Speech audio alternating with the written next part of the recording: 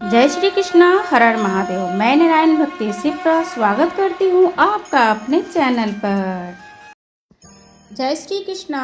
आप सभी कार्तिक महात्म की 5वें अध्याय का रसपान कर रहे हैं। इसमें सौभाग्य, अखंड सौभाग्य के लिए ब्रह्मा जी नारद जी से कह रहे हैं। कार्तिक तथा अन्य मासों के लिए जाने जाने वाले इन पवित्र व्रतों की जानकारी प्राप्त करने के बाद नारद जी के मन में यह जानने की अभिलाषा जागी कि कार्तिक मास के लिए सर्वश्रेष्ठ कौन सा व्रत है।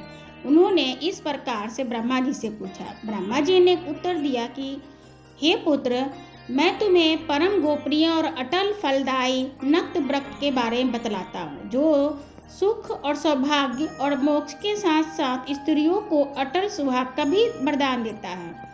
परम पवित्र और पापनाशक इन नक्त व्रत को जो विधिवत करने से सौभाग्यवती स्त्रियां मनवांछित फल प्राप्त पाती हैं, इसलिए यह नक्त व्रत सौभाग्यवती स्त्रियों को अवश्य करना चाहिए। इस व्रत की इतनी महत्ता सुनकर ब्रह्मा जी के हृदय में इसकी विधि विधान जानने की अभिलाषा जागृत हो उठी।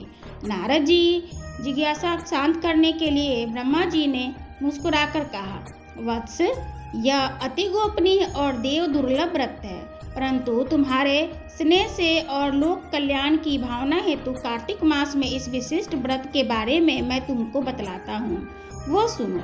व्रत करने वाला अश्विन शुक्ल पक्ष पूर्णवासी को प्रातः काल उठकर शौच आदि से निवृत्त होकर दंत मंजन इत्यादि करे। उसके बाद 2 नदियों के संगम सरोवर पर, कुंड अथवा कुएं पर या फिर घर पर ही स्नान करे। व्रत के एक दिन पहले सिर न धोवें और व्रत वाले दिन विधि पूर्वक स्नान करें और पवित्र भावना से विधाता को स्मरण करते हुए व्रत का संकल्प इस प्रकार करें।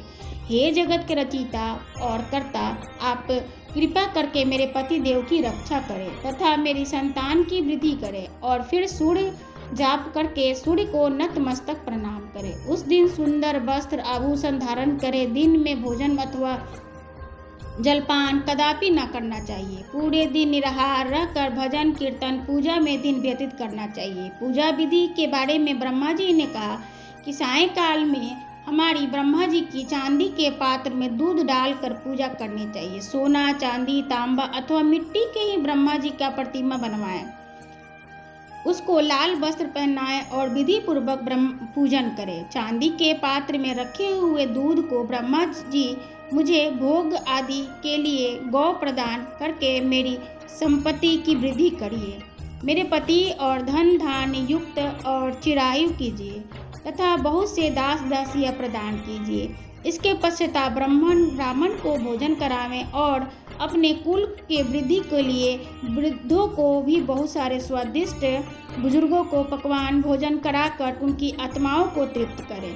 फिर तारों को देखकर स्वयं भोजन करें। ये अश्विन पूर्णमासी के किए जाने वाले ब्रह्मा जी के द्वारा बताए गए ये व्रत हैं तथा इसे नक्त व्रत कहते हैं। यह व्रत सब प्रकार के पापों का नाश करने वाला, समस्त कामनाओं को पूर्ण करने वाला तथा ज्ञानी पुरुषों को भी मुक्ति देने वाला है। भगवान का जप, तप, तीर्थ स्नान तथा उतने प्रसन्न नहीं होते जितने कि इस व्रत के करने से होते हैं। जो ब्रह्मा जी के आगे इस दिन कपूर जलाता है, उनको बड़े बड़े वृक्षों और गौओं के दान करने का फल प्राप्त होता है। उसे कई वैकुंठ वास करने को मिलते हैं। जो केसर, कस्तूरी सहित कपूर अर्पण करता है, उसके कई वंश ब्रह्म के लोक में प्राप्त होते हैं।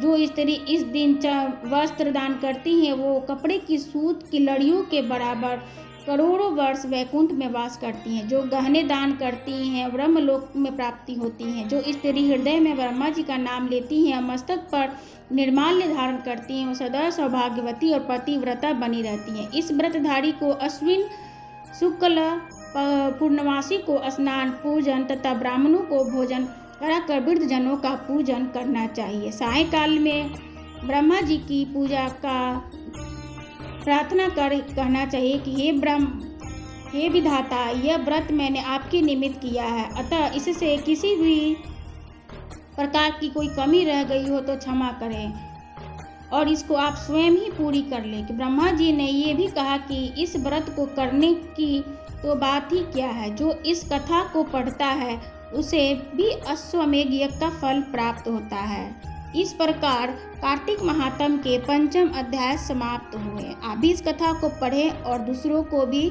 भेजें, जिससे कि आपको भी इस कथा का पुण्य का भागी बन सके। जय श्री कृष्ण, राधे राधे।